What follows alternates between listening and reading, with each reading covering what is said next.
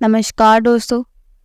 आज मैं आपको सुनाने जा रही हूँ, जब बहू ने मायके में पार्टी से सास ससुर को बेइज्जत कर निकाला तो सास ससुर ने लिया ऐसा बदला कि बेटे बहू के होश ठिकाने आ गए।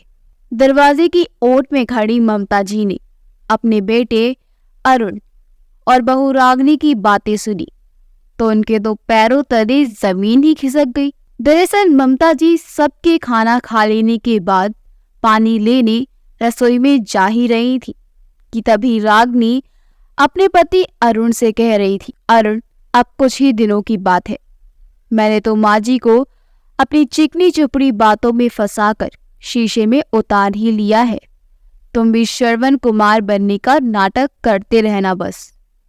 फिर जैसे ही गुड़िया बड़ी हो जाएगी, हम धीरे से बातों ही बातों में बहला फुसला कर इनको गांव भेज देंगे।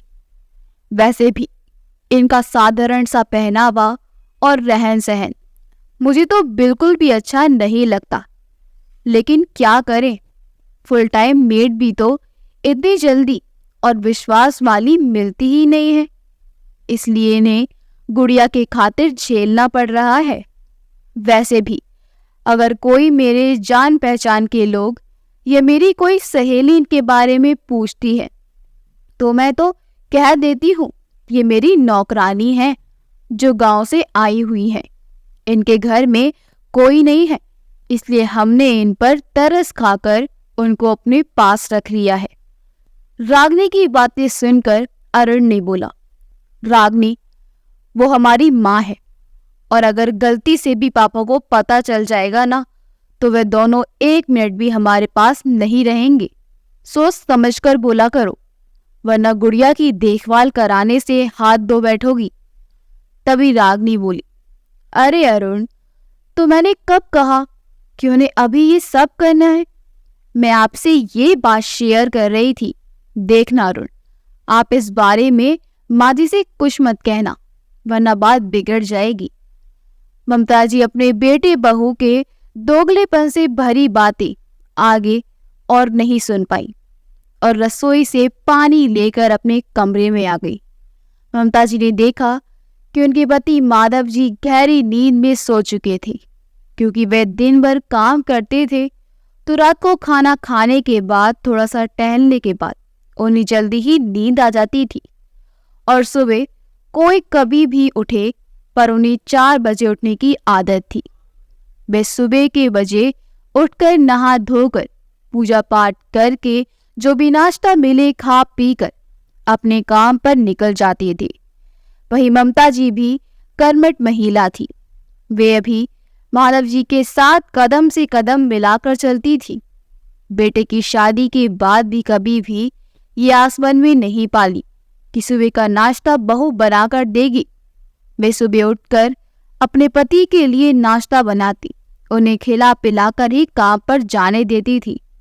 लेकिन आज बहू बेटों की बातों ने ममता जी के दिल को छलनी छलनी करके रख दिया था। कहा तो ममता जी अपनी बहू के गुणगान करती नहीं थकती थी। वे सबसे यही कहती थी कि तुमको बहू के साथ अच्छा व्यवहार करना नहीं आता, इसलिए तुम बहू की बुराई करती रहती हो। लेकिन अगर तुम बहू के साथ बेटी की तरह व्यवहार करोगी तो वह भी तुम्हारे साथ माँ की तरह व्यवहार करेगी। ममता जी अपने अतीत में खो गई जब रागनी शादी होकर अपने ससुराल आई थी और दोनों पति पत्नी को जॉब करना था, तो उन दोनों ने ममता जी और माधव जी को अपने साथ शहर चलने के लिए कितनी मिन्नतें की थी और बहू तो ऐसी बातें करती थी जैसे उसके शब्दों से शहर टपक रहा हो। वह ममता जी को मम्मी जी कहते नहीं थकती थी, लेकिन जैसे जैसे दिन बीतने लगे कब मम्मी जी से माँ जी कहने लगी, ममता जी ने भी ध्यान नहीं दिया। लेकिन आज ममता जी को वह दिन याद आ रहे थे जब रागनी सासू माँ से कहती, माँ जी आज तो क्या करूं, गुड़िया ने रात भर सोने ही नहीं दिया, सुबह सुबह आंख लग गई, लेकिन ऑफिस जाने की चिंता में तुरंत उठना पड़ गया। आज तो मुझे बहुत देर हो गई ऑफिस पहुंचने में। माँ जी, मेरा नाश्ता तैयार है क्या? दे दीजिए। रागिनी अपनी बेटी को गोद उठाए हुए बोली। लो बेटा, एक बड़ा लंच बॉक्स और एक छोटा स्नैक्स का डिब्बा। जब भूख लगे खा लेना। और ये रहा गर्म पानी का बोतल। ममता जी ने रागिनी को पकड़ाते हुए कहा। माँ जी, आज गुड़िया को फीडिंग कराते देर हो गई। मैंने उसकी दूध की बोतल भर दी है, लीजिए। अगर कोई परेशानी हो तो कॉल कर दीजिएगा। कोशिश करूंगी जल्दी आने की। मैंने सारा राशन ऑर्डर कर दिया है, डिलीवरी ले लीजिएगा। रागिनी के हाथ से गुड़िया को लेते हुए ममता जी बोली। अरे, तुम इतनी चिंता क्यों करती हो बहू? आराम से ऑफिस जाओ, मैं हूं ना यहाँ, सब संभालूंगी। और अगर कोई परेशानी आई तो फोन कर दूंगी। और अभी 10 बजे तक अरुण भी घर पर ही है, वह भी मेरी कुछ मदद कर दिया करेगा। गाड़ी आराम से चलाना, रास्ते में ट्रैफिक बहुत रहता है। रागिनी मुस्कुरा दी और गाड़ी की चाबी लेकर टिफिन और पानी की बोतल लेकर चली गई। ममता जी रसोई की तरफ दौड़ दी तो कभी अरुण का टिफिन तैयार करती, तो कभी गुड़िया को संभालती, तो कभी घर के बाकी काम करती। ये सब सोफे पर बैठी ममता जी की ननद रमा जी देख रही थी। उन्हें ममता जी का भोलापन देखकर उन पर तरस आ रहा था। उन्होंने कई बार ममता जी को बहू बेटी की सच्चाई के बारे में आग्रह भी किया, लेकिन ममता जी सीधी सादी रमा जी से ये कह दिया करती कि उनकी बहू दूसरों की बहू की तरह नहीं है। फिर भी रमा जी से रहा नहीं गया तो उन्होंने कहा, अब बस भी करो भाभी, सुबह से देख रही हूं एक टांग पर ना दौड़ रही है। कभी बहू और पोती की इतनी परवाह कर रही हो। मेरा मतलब है आपकी उम्र हो गई है, थोड़ी परवाह अपनी भी कर लिया करो। आखिर कब तक बहू की सेवा में लगी रहोगी? थोड़ी सेवा उससे भी करवा लिया करो। या बहू सिर्फ देखने के लिए ही लाई हो, या फिर सिर्फ उसकी नौकरानी बनकर ही रहना है? उन्होंने खूब समझाया। देखो भाभी, तुम शुरू से ही बहुत ही सीधी सादी रही हो, इसलिए हर कोई तुम्हें उल्लू बना जाता है। तुम्हारी बहू तुमसे मीठी मीठी बातें करके कब अपना काम निकलवा लेती है तुमको पता ही नहीं चलता। और ऊपर से बच्चे का काम कितना होता है, दिन भर थक जाती होंगी। और जब उसका काम निकल जाएगा, देखना वह कैसे तुम्हें घर से बाहर निकाल देगी। ममता जी अपनी ननद पर गुस्सा होते हुए बोली।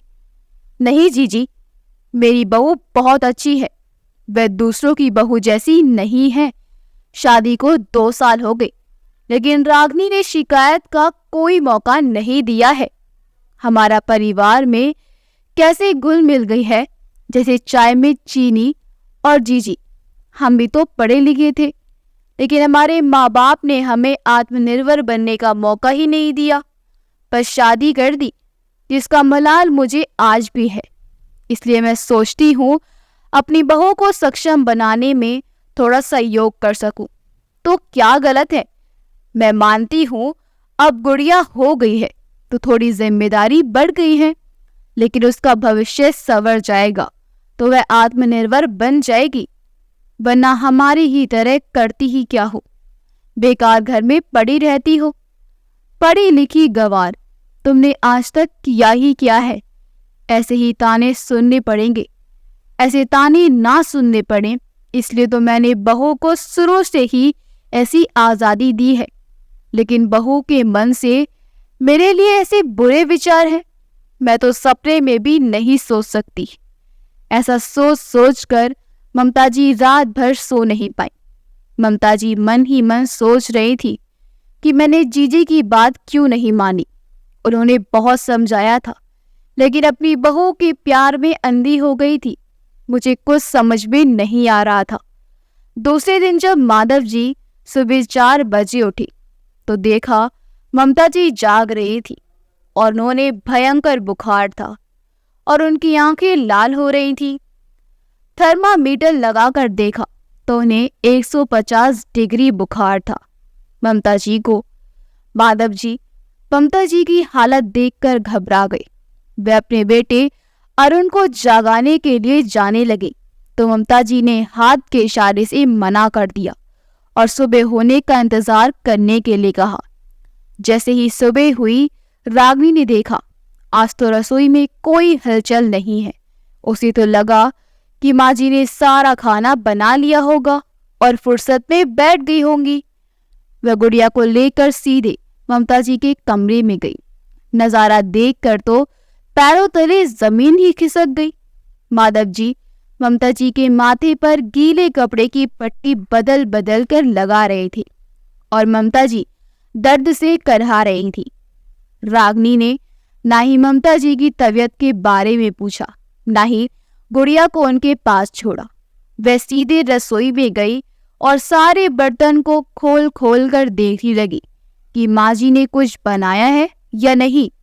देखा तो सारे बर्तन खाली पड़े थे। अब तो रागिनी का पारा 7वें आसमान पर चढ़ गया था। उसने अपने पति अरुण को झकझोरते हुए उठाया और गुड़िया को उसके पास पटकते हुए बोली, चलो उठो और खाना बनाओ, मेरे ऑफिस जाने का समय हो गया है।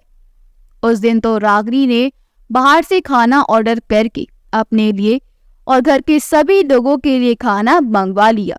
लेकिन अब तो ममता जी दिन पर दिन कमजोर होती जा रही थी, क्योंकि ना जाते हुए भी उनके कानों में बेटे बहू की वही बातें गूंजती रहती थी। इसलिए अब वह पहले जैसी चुस्त दुरुस्त नहीं थी। रागिनी ने देखा माँ जी तो अब किसी काम की नहीं रही, इन पर पैसे खर्च करना बेकार है, तो उसने गुड़िया को डे केयर स्कूल में डाल दिया। और अब ना तो वह अपनी सासू माँ से ढंग से बात करती थी, ना ही ससुर से। एक दिन तो उसने उन्हें घर से निकल जाने के लिए कह दिया, जिससे आहत होकर माधव जी ने अपनी पत्नी को लेकर अपने पुश्तैनी मकान, जो कि गांव में था, वहां चले गए। तभी कुछ दिन बीतने के बाद रागिनी की बहन की शादी थी, जिसमें माधव जी और ममता जी को भी बुलाया गया था कि तबीयत खराब होने के कारण माधव जी ने सारी जमा पूंजी, यहाँ तक कि ममता जी के गहने जेवर तक बेचकर ममता जी के इलाज में खर्च कर दिए थे। लेकिन समधी के यहाँ से निमंत्रण आया था तो जाना भी जरूरी था, इसलिए दोनों बुजुर्ग दंपति वहां चले गए। माधव जी और ममता जी ने साधारण से ही कपड़े पहने हुए थे। गहने जेवर के नाम पर भी ज्यादा कुछ नहीं था। रागिनी ने अपने सास ससुर को ऐसे फटे हाल में देखा तो वह नाक भौं सिकोड़े हुए वहां से ऐसे चली गई जैसे उनको पहचानती ही ना हो। उन्होंने उससे बात करने की कोशिश की, लेकिन रागिनी ने ऐसे घूर कर देखा कि उनकी हिम्मत ही नहीं हुई कि वे दोबारा उसके पास जाते और बात करती। इसलिए वे दोनों बुजुर्ग दंपति तक तरफ चुपचाप बैठे रहे। रिश्तेदार जो उन्हें पहचानते थे वे उनके आसपास जाकर बात किया करते, और जो लोग नहीं पहचानते थे वे लोग उन्हें भिखारी कहकर भी संबोधित कर रहे थे। तभी रागिनी ने उनके पास जाकर कहा, देखिए आप लोग यहाँ आ तो गए हैं, लेकिन खबरदार, जो आप लोगों ने यहाँ कहा कि आप लोग मेरे सास ससुर हैं, यहाँ रहना है तो चुपचाप रहिए और सुबह होते ही यहाँ से रवाना हो जाना। बेचारे चुपचाप एक कोने में बैठे रहे। तब अरुण ने आकर अपनी मम्मी पापा से खाना खाने के लिए कहा तो वह चले गए। ममता जी ने बस कुछ कुछ डिश के नाम उससे पूछ लिए तो यहाँ भी रागिनी ने उनकी बेइज्जती की। उनके गहने, उनके कपड़े और खाना खाने के सलीके तक के लिए भी खूब कड़ी खोटी सुनाई। बेचारे दोनों बुजुर्ग उस समय तो कुछ नहीं कह पाए, लेकिन उनके आत्मसम्मान को बहुत ठेस पहुंची थी। उसी समय ममता जी ने देखा कि गुड़िया खेलते खेलते गिर गई और उसके होठ से खून निकल रहा है, तो ममता जी दौड़ कर गई और गुड़िया को उठाकर अपने सीने से लगा लिया और उसके खून को अपनी साड़ी के पल्लू से पोंछने लगी। तभी रागिनी की एक सहेली ने उन्हें ऐसा करते देख लिया तो उसने रागिनी को बताया कि एक भिखारिन तेरी गुड़िया को पकड़कर पता नहीं क्या कर रही है। रागिनी तो समझ गई थी कि माँ जी होंगी, लेकिन वह अनजान बनने का नाटक करते हुए आई और उन्हें खूब खरी खोटी सुनाई।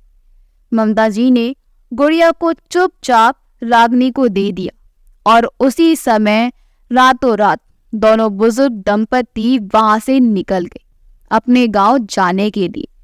अरुण ने देखा कि उसके माँ बाप गांव जाने के लिए निकल रहे हैं और रागिनी ने उन्हें खूब भला बुरा कहा, लेकिन उसने उनकी कोई मदद नहीं की। अब तो दोनों अपने घर आकर एक दूसरे को सहारा बनी। अब तो माधव जी आमदनी बढ़ाने के लिए दोगुने उत्साह के साथ काम करने लगी। अपनी जरूरतें कम करके भविष्य के लिए पैसे जमा करने लगे।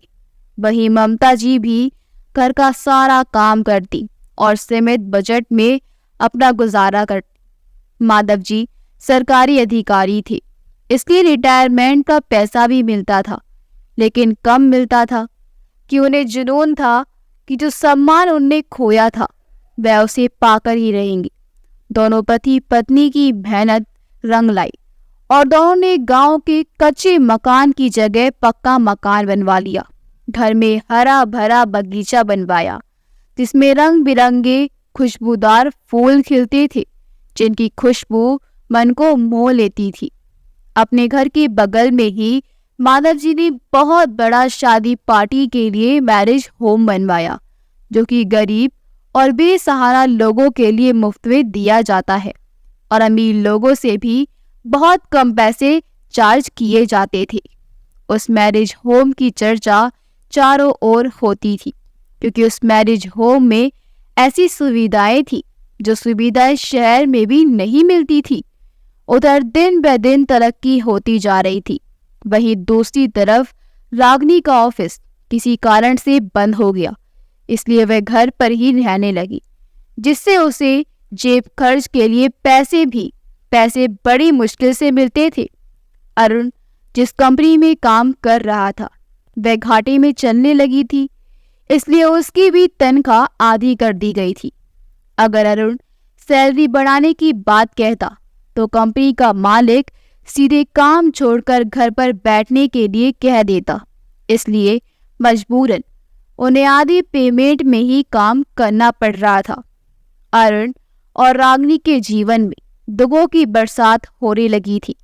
वहीं गुड़िया भी स्कूल जाने लगी थी तो उसके भी खर्चे बढ़ गए थे।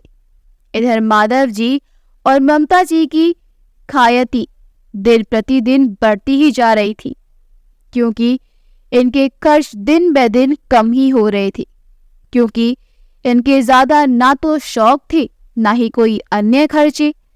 अब तो ममता जी के पास सोने चांदी हीरे मोती के गहनों की गिनती नहीं थी और कई महंगी साड़ियां भी थी, और उन्हें मैरिज होम में ऐसी लग्जरी शादियां की जाती थी, चाहे अमीर घर की शादी हो या फिर गरीब घर की शादी, सभी शादियों को यादगार बना दिया जाता था। अब तो गांव का क्या शहर, एक से दूसरे शहर तक माधव और ममता जी की खायती फैल चुकी थी। न्यूज़पेपर में भी उनका नाम आ चुका था। सरकार की तरफ से भी उन्हें कई बार सम्मानित किया जा चुका था कि किस तरह से उन्होंने इतने कम दाम में लोगों की शादी की पार्टी ऑफर की। अब तो उनके बेटे बहू की आंखें भी उनकी संपत्ति पर थी। अब रागिनी को अपने किए पर शर्मिंदगी महसूस हो रही थी। वहीं अरुण भी अफसोस कर रहा था कि समय रहते मैंने अपने मम्मी पापा के इंसाफ के लिए कदम क्यों नहीं उठाया। अगर मैंने उनके लिए कदम उठाया होता तो आज मेरे माँ बाप मेरे साथ होते और मैं ऐसी दर दर की ठोकरें नहीं खाता फिरता। तभी एक दिन हिम्मत करके दोनों बेटे बहू अपने मम्मी पापा के पास गए और बोले, माँ हम बर्बाद हो गए। माँ तो पापा और आपका ही हम लोगों को सहारा है माँ। कहती हुई बहू रागिनी अपनी सासू माँ के पैरों में गिरकर रोने लगी। ममता जी रागिनी को रोता देखकर हैरान रह गई कि आज शेरनी की तरह कुर्हाने वाली बहू भीगी बिल्ली कैसे बन गई। लेकिन फिर भी उन्होंने उसे प्यार से उठाया और पूछा, बहू क्या बात है, तुम रो क्यों रही हो। सासू माँ की ऐसी प्यारी भरी बातें सुन के वह फिर से रोने लगी। फिर ममता जी ने किचन से एक गिलास पानी लाकर रागनी को दिया और सांत्वना देते हुए कहा, बहू तुम पहले चुप हो जाओ और बताओ कि क्या बात है, तुम इतना रो क्यों रही हो। रागनी ने पानी पीकर ममता जी को बताया कि उसके पति अरुण को आधा पेमेंट मिल रहा है और मेरी तो नौकरी ही चली गई है। यहाँ वहां से कर्ज मांग कर काम चलाने की कोशिश की, लेकिन कोई फायदा नहीं हुआ, बल्कि उससे कहीं ज्यादा नुकसान हो गया। और फिर उसने अपनी सास से उस गलती की माफी मांगी।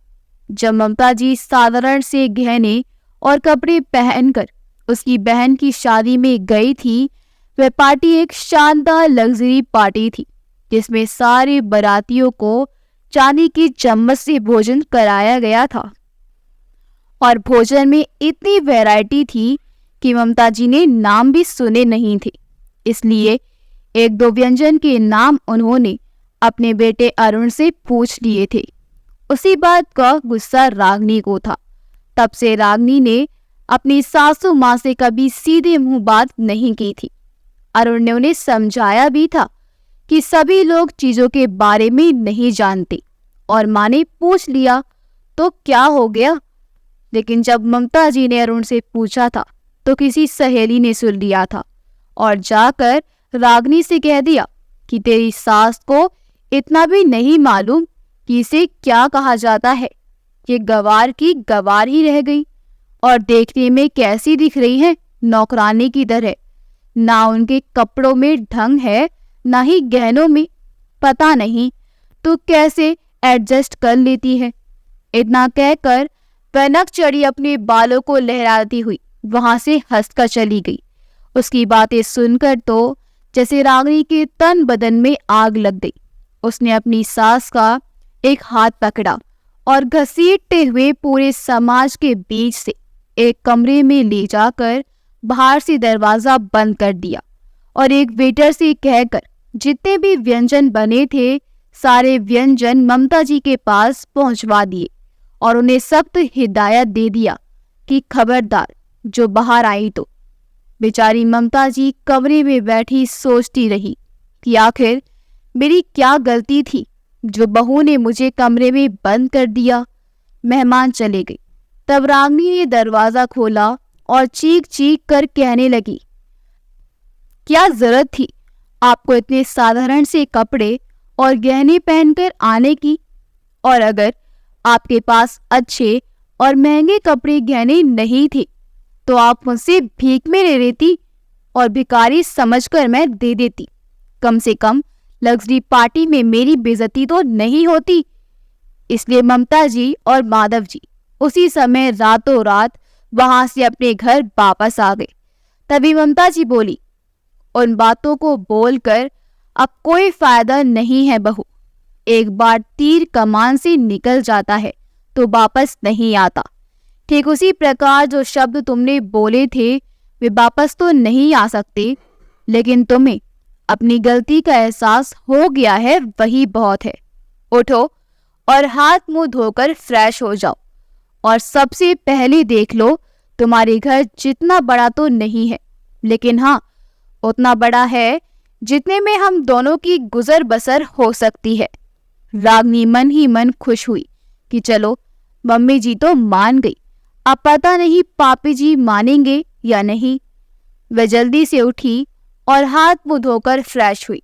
अरुण भी फ्रेश हुआ और जैसे ही घर के अंदर घुसे वे दोनों घर को देखते ही रह गए।